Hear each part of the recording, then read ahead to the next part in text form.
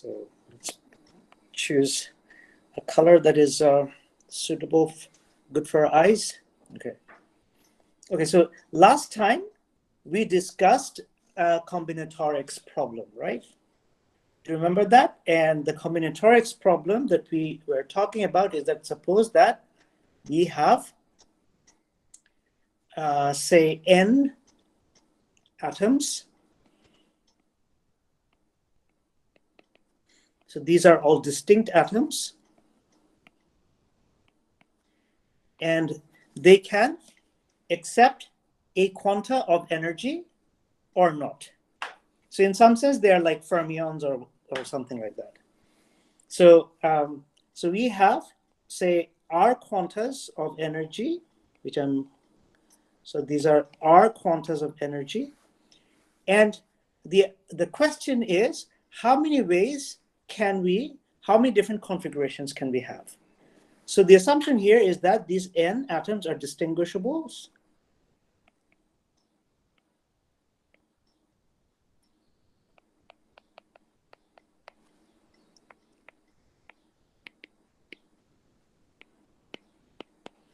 And these R quanta are not. They are not distinguishable, right? So the number of different configurations that we can have is given by n choose R.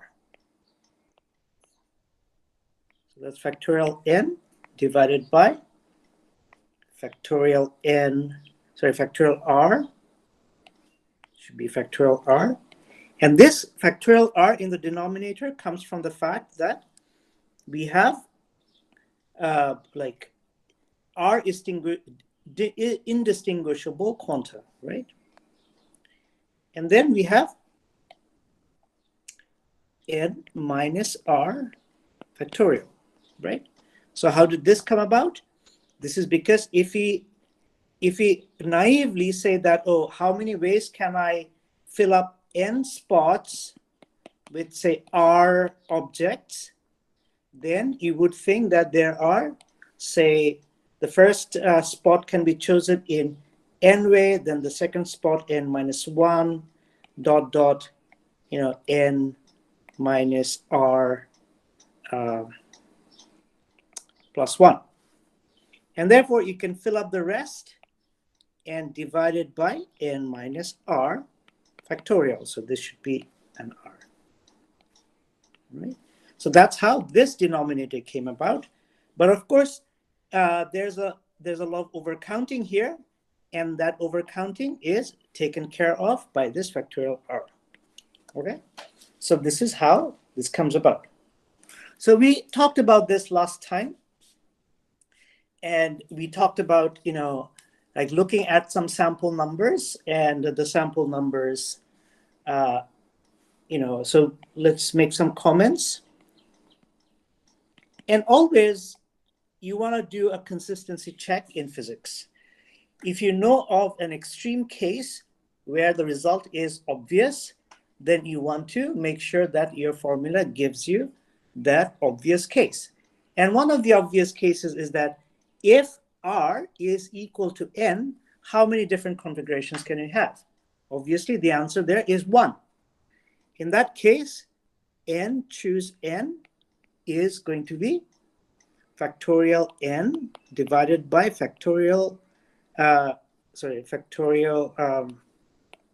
factorial R becomes factorial n, and then this becomes factorial 0, which is just 1. So this is 1. So yes, our formula does agree with the extreme case. All right. So anytime you have a question, please interrupt, okay? Just don't be shy. Sir, I have one. It was that you said the atoms could be in the case that they don't have any quanta, right? So yeah, the atoms can either be in an on state or an off state. So if they have if they have absorbed a quanta, they're in a low energy state. If they absorb a quanta, they're in a high energy state. But what we are assuming is that we are assuming that the atoms cannot absorb more than one quantum. The counting will be very different if they could. Excuse me. Yeah. Are we assuming that R is less than big N, like the number of quanta Yeah, it less has than to the be. total? Yeah. All right. Yeah.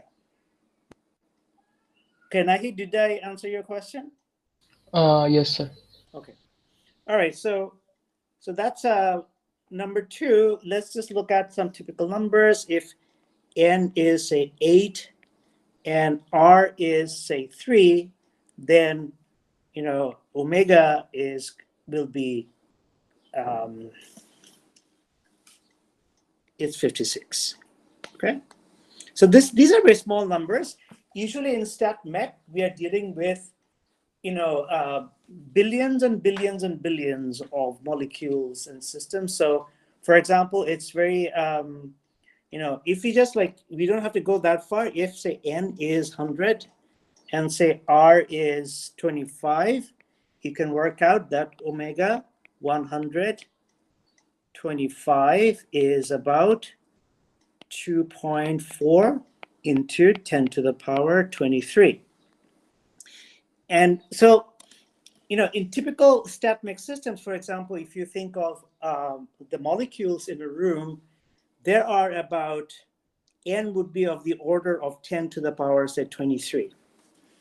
It's a huge number. And if you are doing some combinatorical problem, you involving this kind of number, you will definitely very quickly realize that your computer is not,